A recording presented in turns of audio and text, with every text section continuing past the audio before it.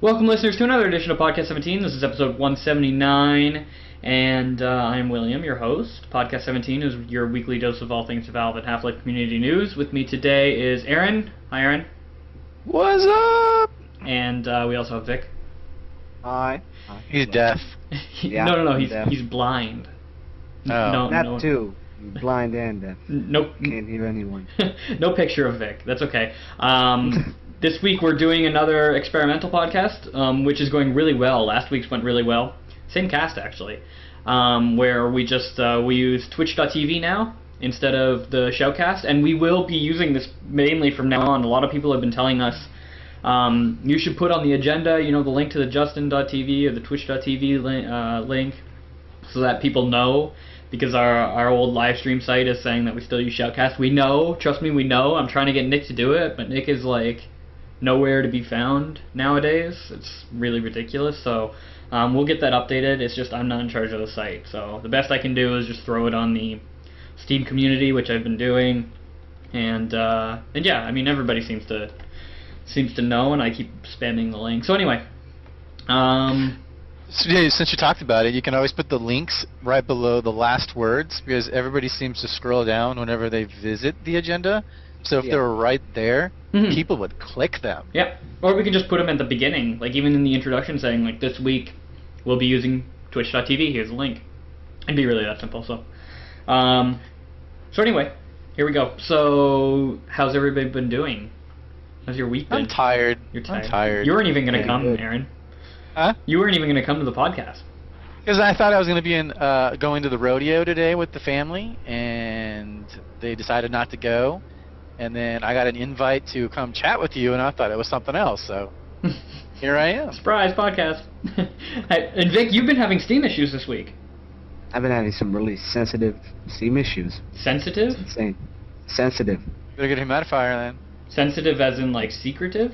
Sensitive as in doesn't work at all. Oh. Your Steam doesn't work at all? Yeah, on my main PC. Nothing works My on your main laptop. PC. No.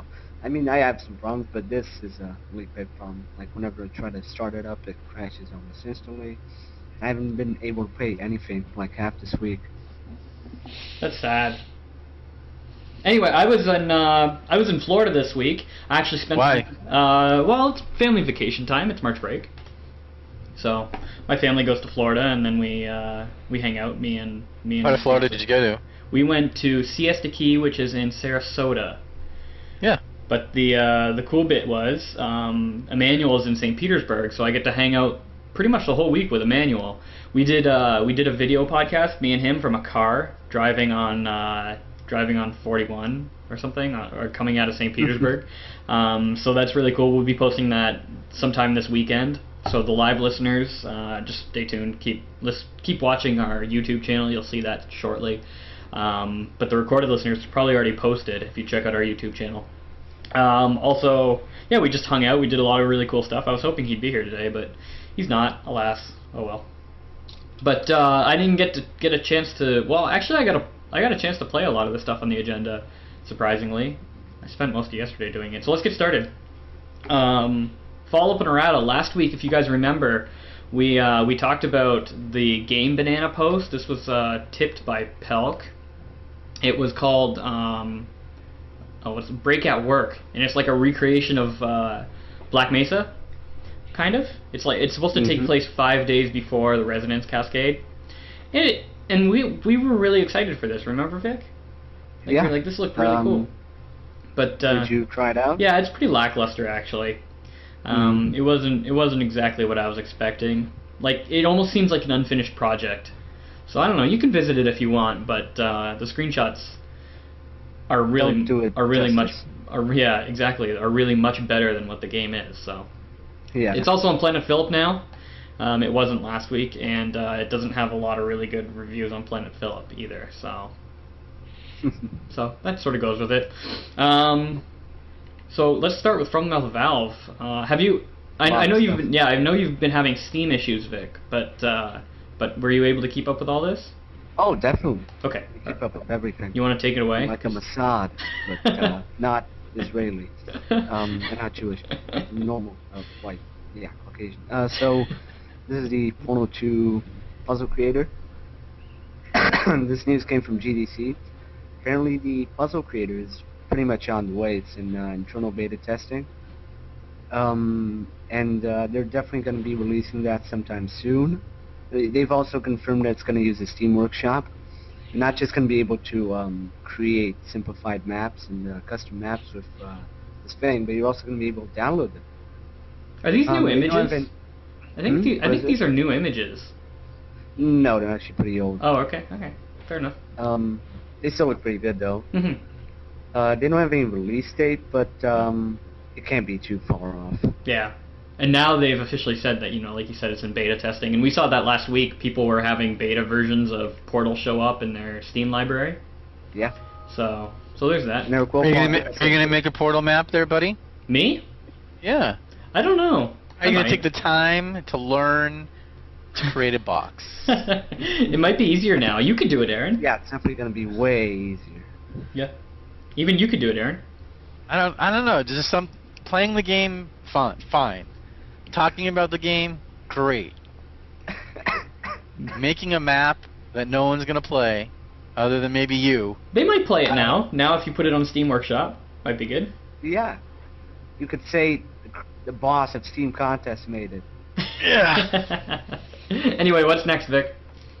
This is some other big news. So this came from the Counter-Strike Twitter, Global Offensive Twitter. Someone just asked if Zombie Mod might get included in CS:GO as a standard game mode, and the response was pretty surprising. Yeah. Apparently, Valve have been talking with the guys supporting this, and they said they will have them ready to go as soon as they can, but it will be post-launch. Yeah, I was surprised they said that too. Yeah. So this sounds like a confirmation that we're definitely going to be seeing Zombie Mode DLC in Counter-Strike. The power of Twitter. Yeah. That's really cool, but I don't know. Cool. I mean, really, Emmanuel and I were talking about this in the car. Like, does it? I mean, I know it's great in Counter-Strike, and everybody really, really loves it in Counter-Strike. But why do they have to make an official game mode? Why can't they just let the community do it? I don't know. I think they want to standardize it, make everything a lot more simple. I think that's what they were thinking with Gun Game. Why they made an Arsenal mode. Yeah, that's true too. Besides, it's a cool treat. You know, they're taking this and they're making it better than it could possibly be if it was just a community thing. Yep. We'll see. We'll see what happens in the end of it all. I haven't seen any concrete screenshots or anything, but... Hey, before we move on, what did you guys not do in the car? Oh, I don't know. You guys talking about, we were in the car, and I'm thinking, wait, whoa. No, it's a long drive from Sarasota to St. Petersburg. It's like an hour and 15 minutes. So, Oh, okay. So we did a whole podcast in the car. You didn't hold hands, did you? No. Okay. No. Stephanie filmed it from the back seat. Oh. All right, what's next, Vic? This is kind of a story on the future of Steam Mobile, which very recently went live, like went out of beta. This is, I believe, Kuda. Sort of an interview, yeah, with Kuda Srinivasan. We interviewed him, interview. if you guys remember. Yeah, we he spoke with gave him an in the interview. in the Gabe Newell interview. Yeah, he was sitting down, and it was funny because like we were talking about Steam Mobile, and I didn't think Kuda would be behind it because Kuda's sort of like really into DirectX and everything. You know what I mean? Like Yeah. he's more the DirectX programmer. I didn't think he'd be really getting into the mobile app version, but it looks like he's really the genius behind it. I'm not even Yeah. using the mobile app anymore. I mean, I got it, and I'm like, okay. Yeah. That's really- Neither am I, but like the interesting thing with this is that like they say that right now it's just a direct port of Steam, and they're going to look at, and what they were really trying to do is getting the current Steam users onto the Steam mobile app just to see how it would work out, see how the servers handle it all, but they're going to be adding incentive to using the Steam mobile app. You know what I mean? I hope so. Yeah. So in this story, they're basically talking about the way a lot of the beta was just seeing how Steam backend, the whole network would kind of support this massive load of mobile users. And apparently it's been a pretty nice success. You also talk a bit about they worked on the user interface, that they wanted it to be uniquely Steam across multiple platforms, and it's a bunch of other stuff. Yeah. But nothing really, no breaking news. Like the titles have been misleading. The future. It's not really future. It's kind of present or something. hmm Anyway, so yeah, I look forward to seeing what happens in that. Definitely. This is cool. I'm glad that the next bit here, they posted on YouTube. IGN posted on YouTube the postmortem. Full. Yep. Yeah, postmortem. The full postmortem of Portal 2 that we were talking about 1 last hour. week. So you can watch the whole thing. But I really like how you linked to the highlights, Vic, because I didn't watch the whole thing. I Yeah. just watched your highlights. Yeah, it was really lengthy, so kind of wanted people to kind of see some cool stuff without having to watch the whole thing. And I didn't want people to be like, oh, I don't have time for this. So I kind of linked to the original F-Stop intro, the original test intro for the actual Portal 2, the Paranoid Sphere sequence, that was really great, the Portal 2 ending prototype, and the hilarious reaction from Generic regarding Portal 3. Yeah.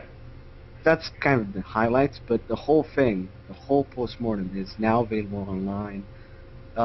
Lots of great stuff. It's just great.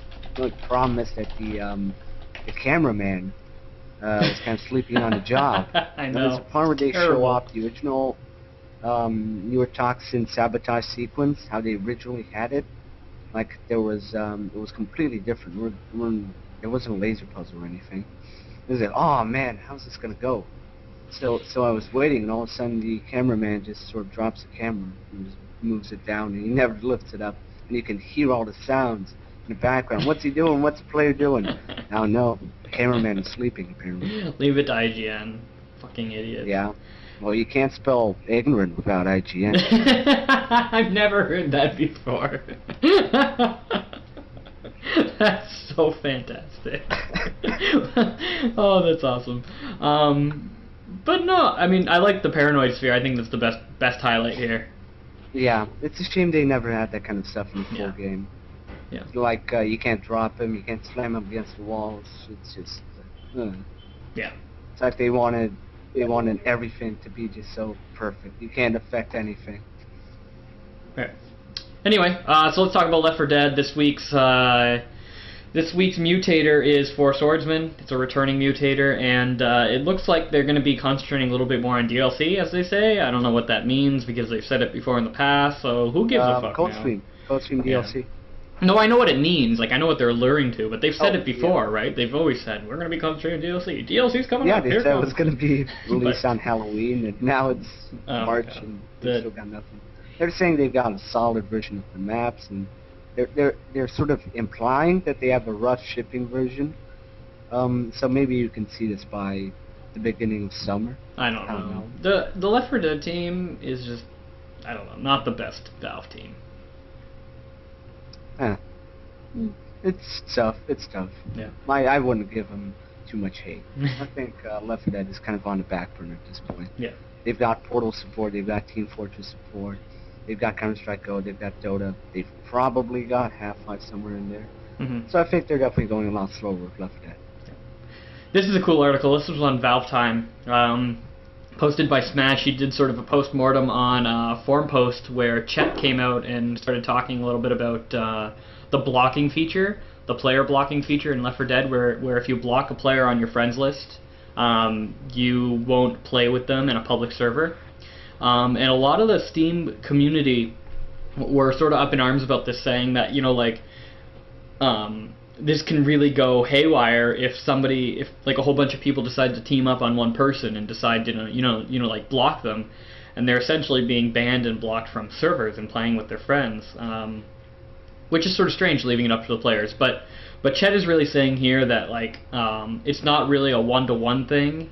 Like these people who are getting blocked have like more than just one report or more than one blocking report. They have many, so really what it does is it segregates the griefers onto their own servers and the real players onto their own servers, which is a really interesting thing. So eventually, like, once it all sorts itself out, there'll be, as he says, this web of griefers, and they'll all just basically play with themselves. So it'll just be a server full of griefers a server full of normal players, which is hilarious. Yeah. Anyway, it's an interesting read. I'm glad that Valve sometimes speaks out on these Steam forum posts. And I'm glad this when is what's up. I'm really glad when it's Chet because he did Old Man Murray. It's Yep. always nice to see some new writing from him. Yeah. Also, Dota 2 new hero in the beta this week is Shadow Demon, and there's also some. Kind of like Satan. Yeah. Satan. I have no It's idea who the he same, is, like- yeah. but you can check it out. And how many more heroes are there left? I think I don't know, about 7, 6. I have no idea. And somebody in the chat's got to know. Somebody like who's really into Dota. If there's a listener out there, I'm watching the chat. If there's a listener out there, just tell us how many heroes are left in Dota. Now that this one's done. And 2 more things here. I'll talk about the workshop, and then you can talk about Counter-Strike Go. Yeah. There's a new addition to the Steam Workshop, which you can find in Team Fortress and in Skyrim, and well, I guess that's really it for now. And it's called Collections. So basically, what it is people can package together different submissions to the Steam Workshop into a collection, and you can download a collection all in one go. So there's a few already up there, but it makes like creating Team Fortress community packs a lot easier because they can just post it as a collection instead of a list of separate links. It's a pretty cool addition. So you can expect to see that in the future, especially when Portal comes out. Maybe you can have like a co-op collection or top of or best Series of of co-op. maps. Yeah, like a best of, you know? Mm-hmm. Aaron, your camera's out of view. You should move your camera. Oh, sorry. It's okay. So anyway, let's talk about CSGO. Okay, so yesterday they had a really big update for the CS:GO beta. They also had a really Huge. extensive, kind of lengthy blog post, which was less about the actual update, more about the beta status. They're basically explaining how the beta has been great, but it's also been rocky. They're kind of clarifying their stance on feedback, like they want people to just stop complaining about scoreboards. They get the idea. But they're also saying that they're definitely doing some ongoing stuff. They're still tweaking the fog. They just did some tweaks on Arsenal mode. They're definitely working a lot on that. Mm-hmm. They're also saying that they don't post what is coming in 2 weeks because of player feedback, but because it's planned in advance. And to test a feature or a change or a tweak, they're more iterative with regards to the feedback that the players have raised. So, kind of their word, their official word on the tweaks they're doing, that can definitely change because they're always adapting, they're always following player feedback with regards to the CS:GO beta. But yeah, about the actual update, this is really big. And I'm not saying that necessarily is something positive because I think they definitely went a bit overboard this time. I haven't even got to play Arsenal mode yet. Yeah. The biggest new addition is CS Italy has been added. So that's the first hostage mode update, hostage rescue. Yeah. Looks pretty cool. I took a look. They definitely did a great makeover on it. How do the hostages look? Because I haven't played it yet. I didn't get that far. Oh. I was playing on CT and I was playing on my laptop, so I sucked. So Oh, okay. I kind of got sniped, and then I tried to go. But I think they look kind of like the Condition Zero hostages. Like they've got these uniforms on, but they're blindfolded. They have their hands tied behind their back. I think that's how it is. But it's pretty cool. Neat. Maybe that is kind of a way to explain the horrible pathfinding. They're blindfolded. They can't see shit. For someone that isn't playing the beta, what would you compare this game to? I would compare it to. Wait, you mean like past Counter Strikes or games? Anything, that or any other type of comparison for someone that's not playing the beta that might be listening to the show? I don't know. I think it's very hard to compare it like that. It's a very unique game. Well, I mean, I'd compare it closer to 1.6 than CS Source. Yeah, it's definitely a lot closer to 1.6 in Source. It's a lot more. It has a lot more depth in Source. Source was very watered down, shrunk down. It's got a lot of depth to it. Feels really great. But yeah, back to the beta. They've also added another map for demolition mode, Arsenal Demolition, St. Mark, which is maps and a small Haitian fishing village. Obviously, because they have Italy as the quick match highlight, I haven't gotten to play this. But they've also added a different version of Dust 2, SE, Dust 2 SE, which is designed for competitive play. Yeah, they got like all the fog off and stuff, and All the fog off, no all props. the superfluous stuff, Yeah. everything is gone. Oh, here we go. Alexander the I- Great just gave me an image of the hostages. Sounds really great, to be honest. I think they should definitely be doing this a lot more. Maybe even have it so SE maps are used for competitive mode and casual mode uses the average maps. I think that could definitely work because it would make competitive mode a lot more unique. While saying, "Hey guys, check out casual mode. It's got this really cool stuff." Hmm.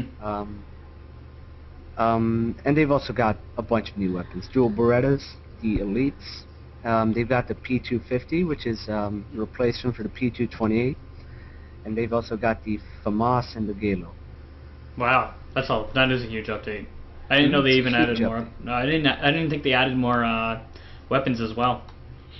Yeah, they definitely did. And again, Arsenal mode has received a few tweaks. Now it's going to be a lot longer. Hmm. Yeah, Yeah, they're increasing route size. Yeah.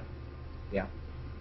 But yeah, I don't think I think they're definitely going a bit overboard. Like last week, I actually went out and publicly defended Valve on the forums. A lot of people were bitching that, no, they shouldn't be adding Arsenal mode when there's still so much to repair. Yeah, in the main game. they're not letting things soak. I really don't think they're letting things soak properly. This but- time I think they're definitely kind of going ahead of themselves. Yeah. They should definitely just let things, stabilize. They should have just added St. Mark and the new Arsenal mode tweaks for Friday. And maybe if they really wanted to, add the new stuff on Monday or next Friday. Yeah. But as it is, I think they're going way too fast with this. Yeah. It might work with Dota, because the differences between Dota 2 and Dota 1 are negligible, but it doesn't work for Counter-Strike, because there's so much to take a look at, there's so much to analyze. I mean, Mhm. it's so different, Counter-Strike Go, as compared to pretty much every Counter-Strike game ever. Yep. Okay, so let's move on into releases and updates. The big release this week was Cube, which is a sort of... The development team of Cube is going to be making mods for Half-Life 2, which are based off of the J.J. Abrams series and other sci-fi cult classics. So in this publication, as they call it, they released Cube, which is sort of like a hybrid between Portal and the Cube series, which is a cult film, a sci-fi cult film where like a whole bunch of people are trapped inside a cube. There's 3 movies in the series, and it's really just about their interactions with each other. It's one of I'd say it's one of my favorite sci-fi series. So this mod is quite long, actually. It's 10 chapters, and it took me like little less than an hour just to get through one chapter so far. So it's really a big mod. So I haven't got through it all yet, but I have to say first impressions are really fantastic. It's very atmospheric and it's really unique. It's created by a Russian development team, so there's sort of a language barrier there, but there is English text, which is really well done as well. But there are some concerns here over the use of other content, like stolen content. But I'm not sure what the stolen content is at this point. I haven't seen anything, and Philip and I are looking into it. I haven't seen anything in there that's specifically stolen from another mod. I haven't noticed anything. Maybe the music, it sounds familiar, I just can't put my finger on it. But they could possibly be saying that, the idea of the mod isn't very unique because it's pulling a lot from Portal, it's pulling a lot from Cube, and like I said, it's pulling a lot from the J.J. Abrams series. But overall, this mod has a lot of really great detail, and it feels really fantastic. I'm really having a lot of fun playing, and I'm doing a let's play of it right now. So give it a download.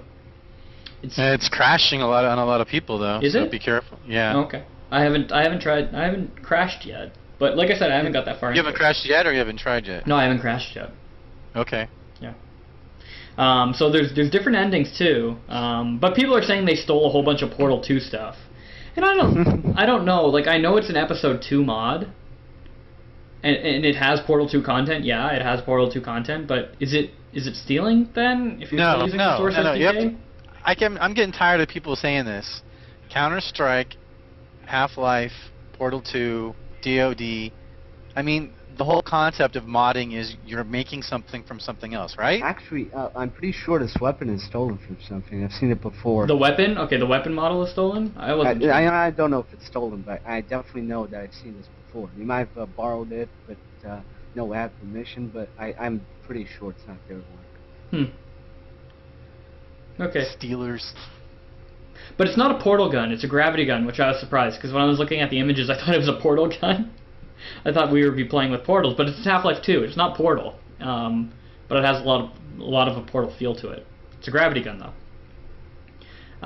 So yeah, either way, like if all the content is just like stolen from other Valve games, I'm okay with that. Yeah. Because with regards to stuff from Valve games, I don't mind. Yeah, and I think that's okay.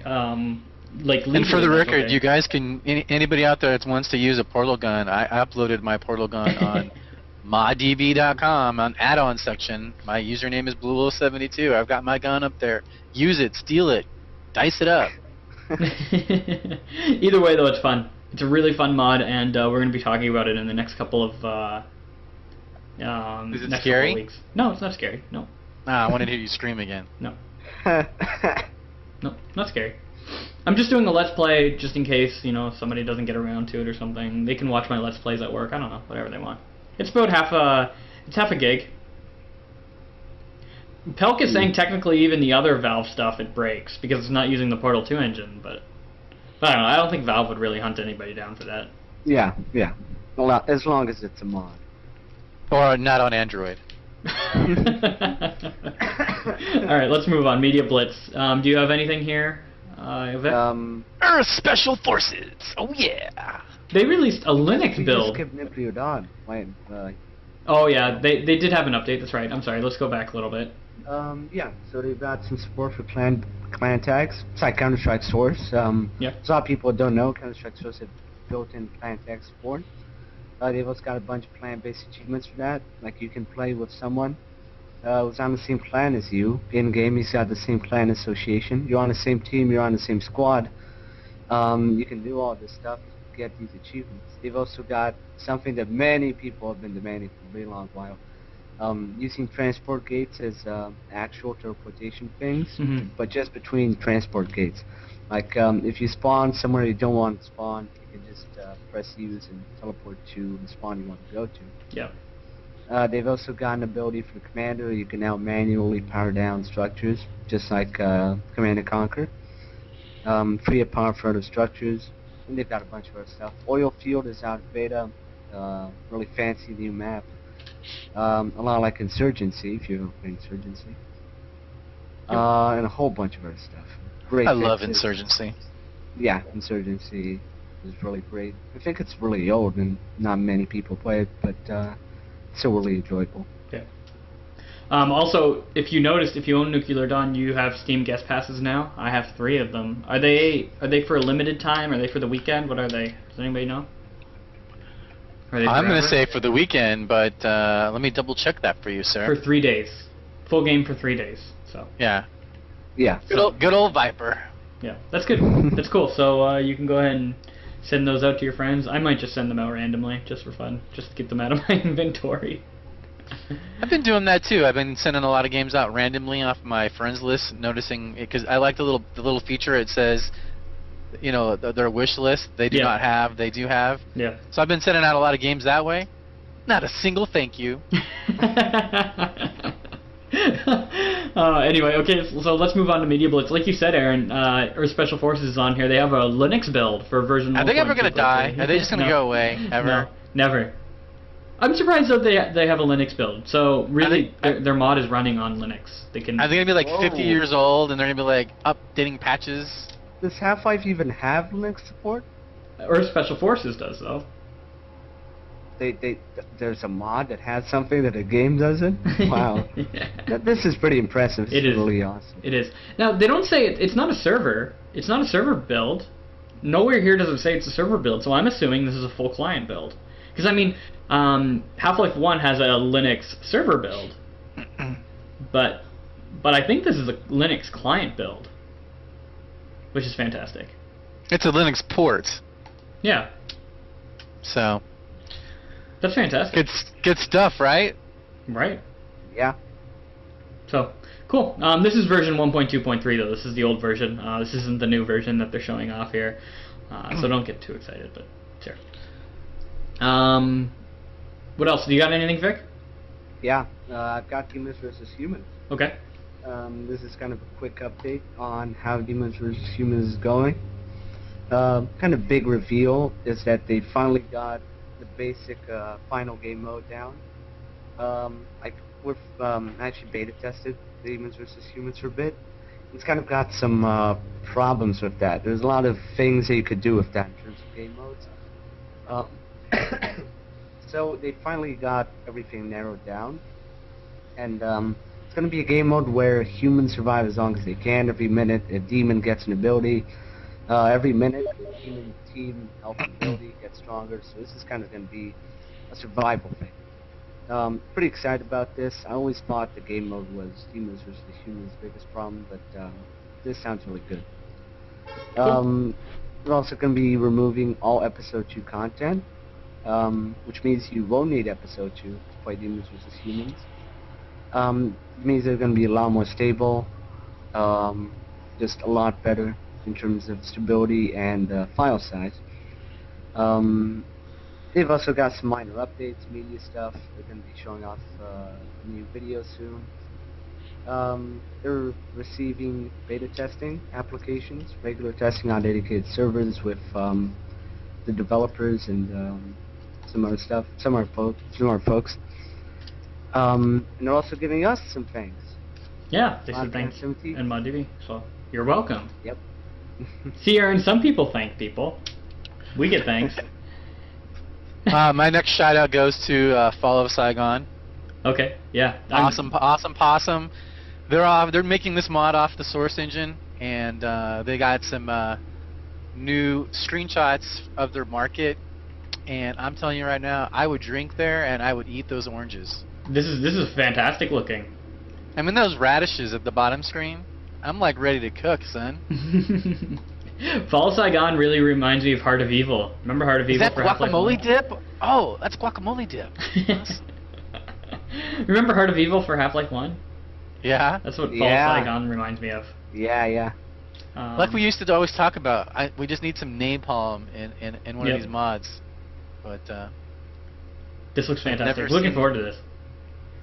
This looks good. Yeah, even Armageddon here is saying, "Wow, looks really good." Could be the Heart of Evil for the Source engine. That's really all it is. Yep.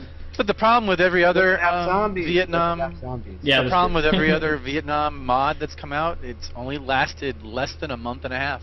Yeah, it's sad, but this one seems to be doing really well. We've talked about Fall of Saigon quite frequently on Podcast 17, so cool. I want to talk about Blade Symphony. To be honest, I haven't really looked at these yet. But they are continuing to do their weekly updates. This is number 3, Dev Journal number 3. They got their arcade cam here. I haven't looked at that, but check out their video. And it looks like they have an update on the parry mechanic, which is Dev Journal number 4. So you can watch that as well. These videos are only a minute long. I would play them now for the video stream and for the audio as well, actually. But I can't because of bandwidth. But anyway, people are not happy about the smoke apparently in the new version. Really? Yeah. Huh. I like the idea of having an arcade camera though. You know, like a side camera, like sort of like Mortal Kombat, kind of. You can switch to that kind of camera. I think that'd be pretty neat. Your character locks on like a horizontal plane. I've yet to play this. I wanted to give it a try, but I never get around to it. So. Oh, it's awesome. It's really awesome.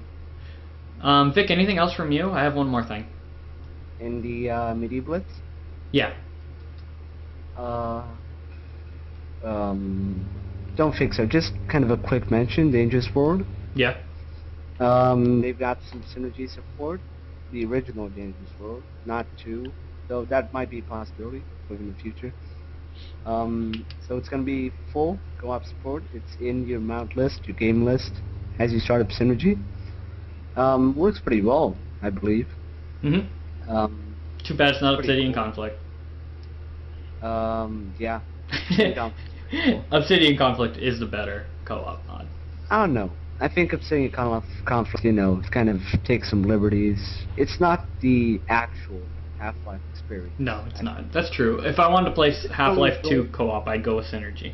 No, it's really enjoyable, but when I really want to play Half-Life, or in this case, when I want to play Dangerous World, now I can just boot it up and do co-op. Yep. Okay, one more thing from me is Arrangement. They have a video here showing off their new multiplayer highlights, which I didn't even know this was going to be going multiplayer. And that's absolutely fantastic.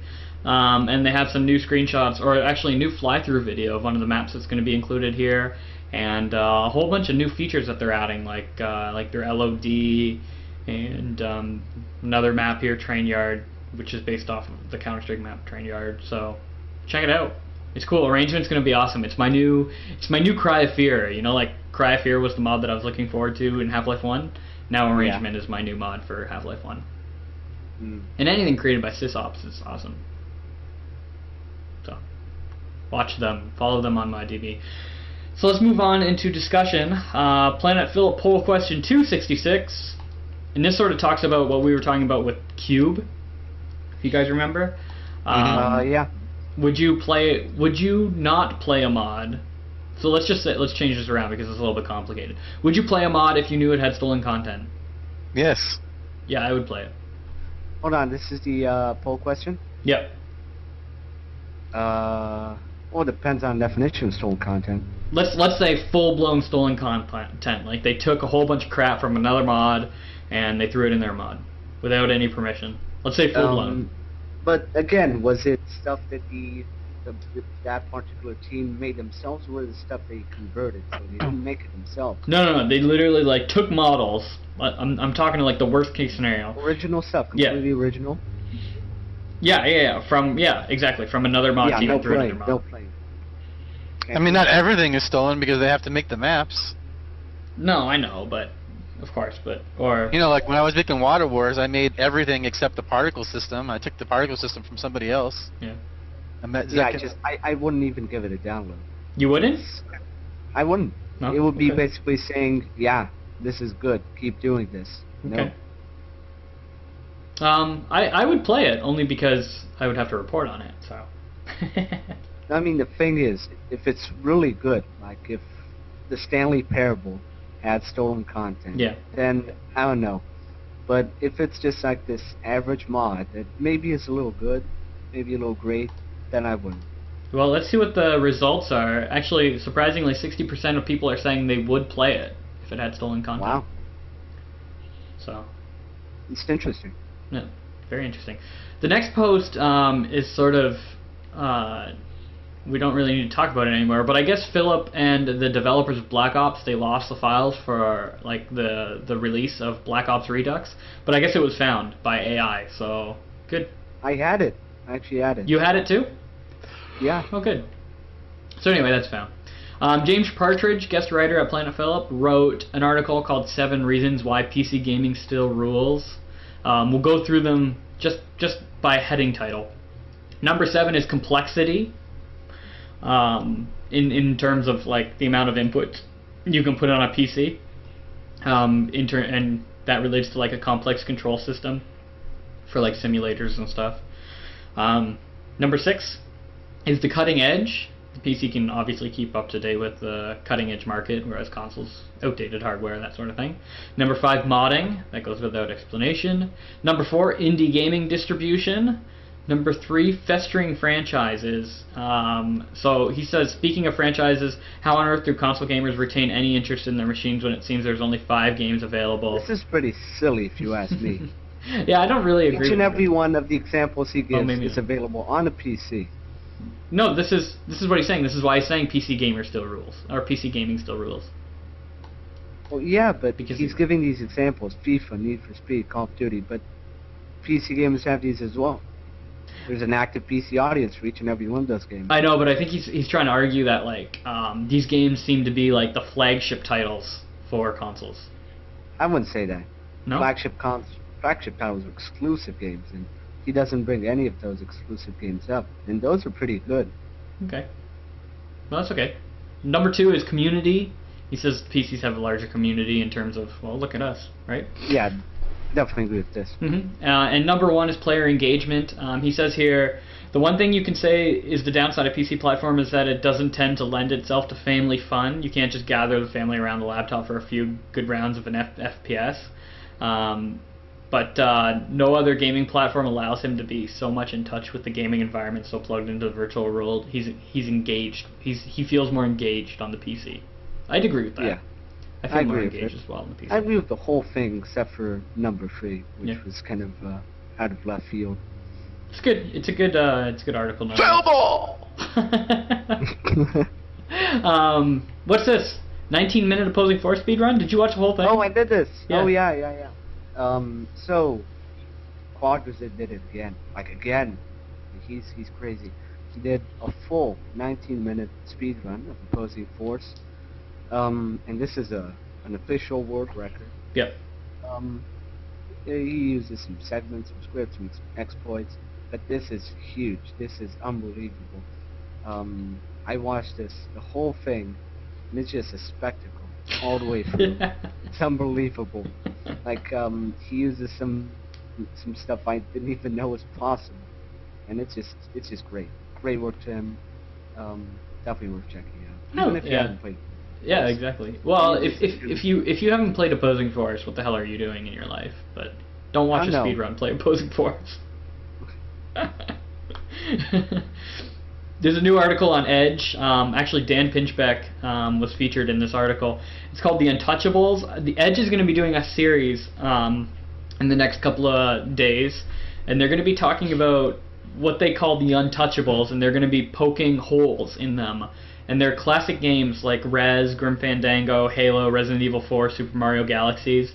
And in this article of the Untouchables, they're doing Half-Life 2, and they poke fallacies into Half-Life 2 with a guest author, and this time was Dr. Dan Pinchbeck. Of course, the creator of Dear Esther, and he is a doctor. He has a doctorate. He works at Portsmouth University. But he pokes holes, and he really sort of argues against the negatives of Half-Life 2. I'd agree with most of it, actually. Yeah, I agree as well. I'm surprised, though, that he didn't bring up in any of this article the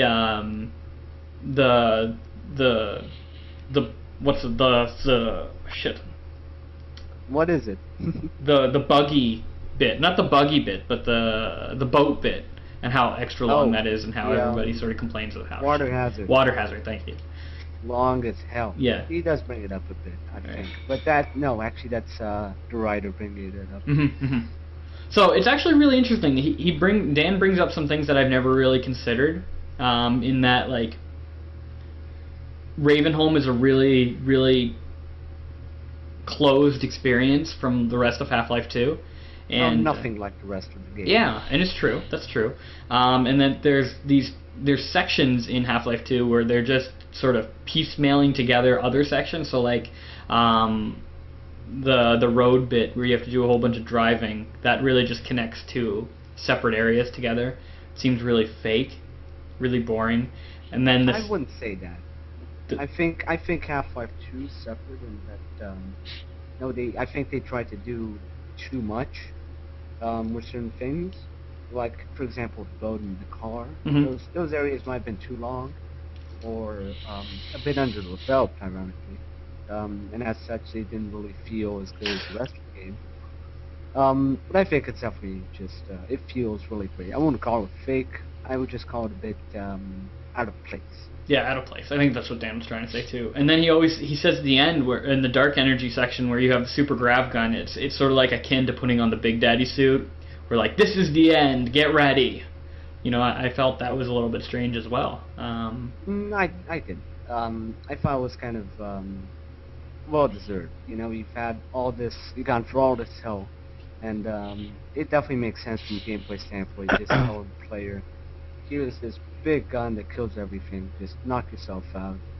And that was really great. Even from a story standpoint, I thought it really worked. Kind of contrasted with the mystery of the Citadel. It really worked out very well, and I thought Half-Life 2's ending was probably one of the best ones in video game history. Cool. So check out the whole article. Either way, it's interesting to read Dan Pinchbeck. Always. So the Call for Communications team is doing something again. If you remember, Yay! if you remember last time, the Call for Communications team had everybody play Half-Life 2 to try to get it on the top of the playing list on Steam for the weekend. This time they're having us take screenshots or make images of something Half-Life related, and then they'll create a Call for Communications mosaic, and I guess they'll send it out to Valve.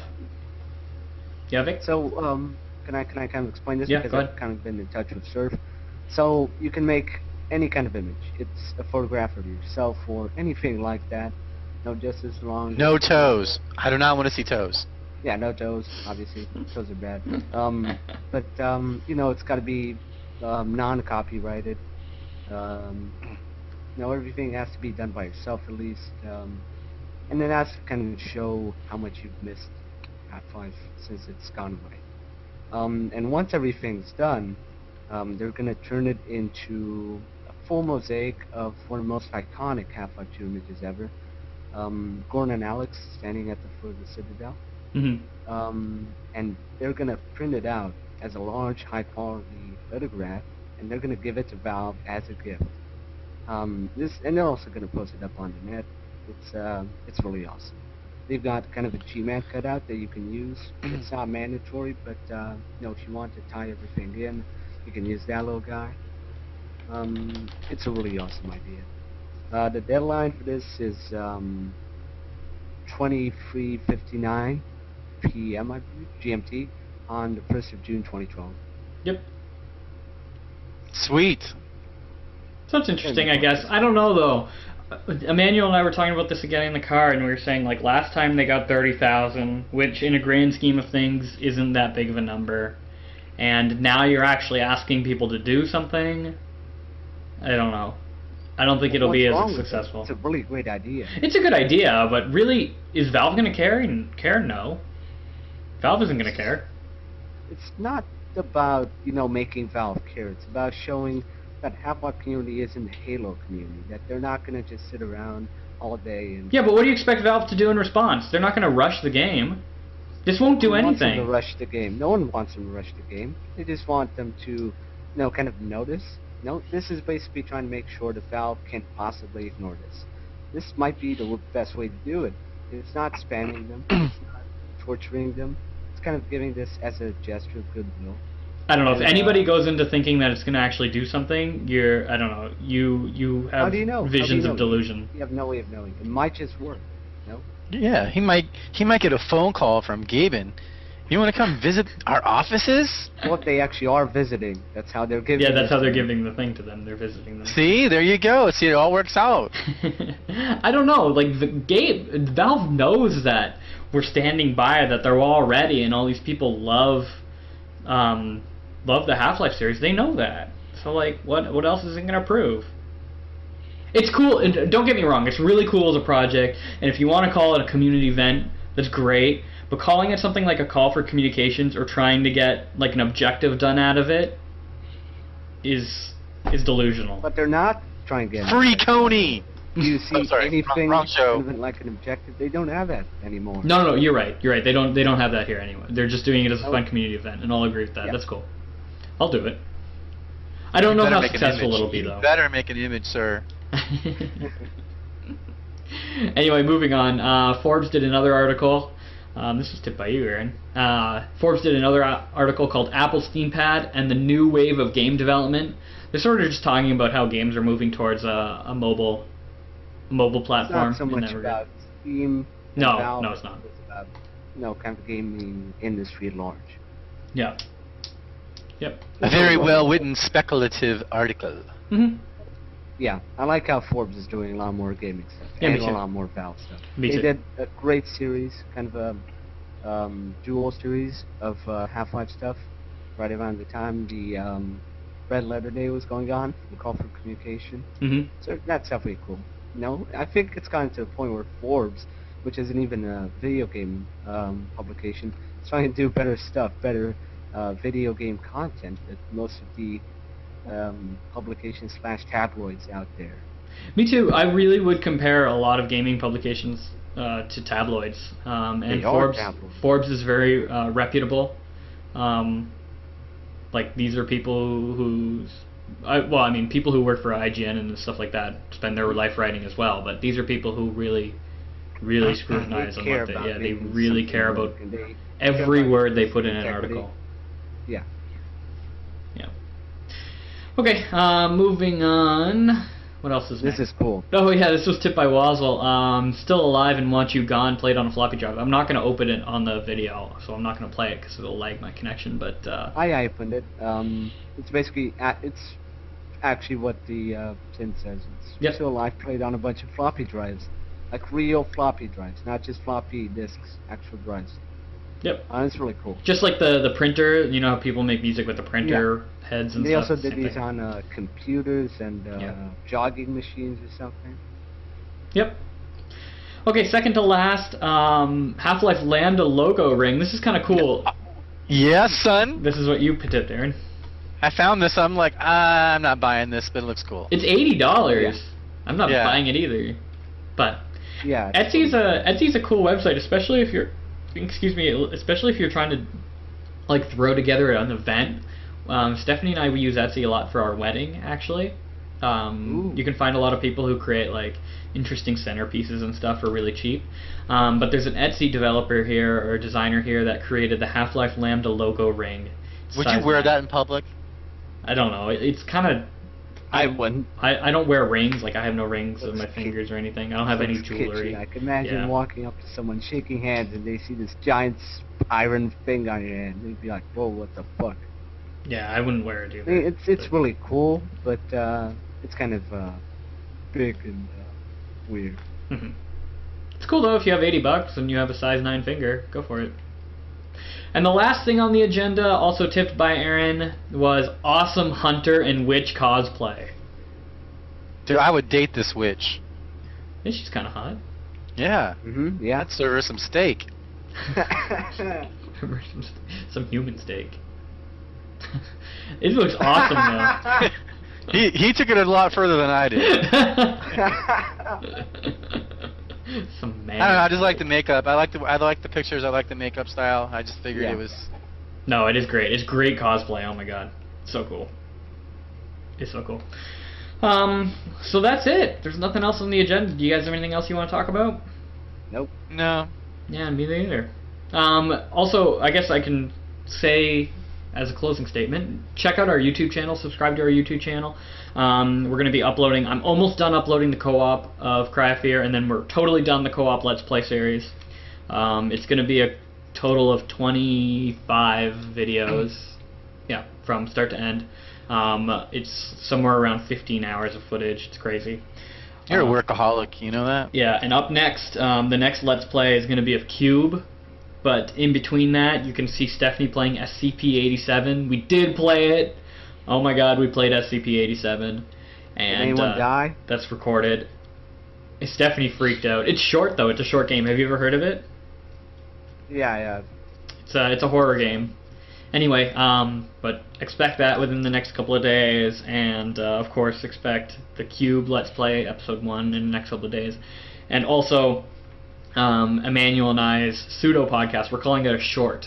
That's what it's called, a Podcast 17 short, and that'll be on our YouTube as well. So subscribe to our YouTube.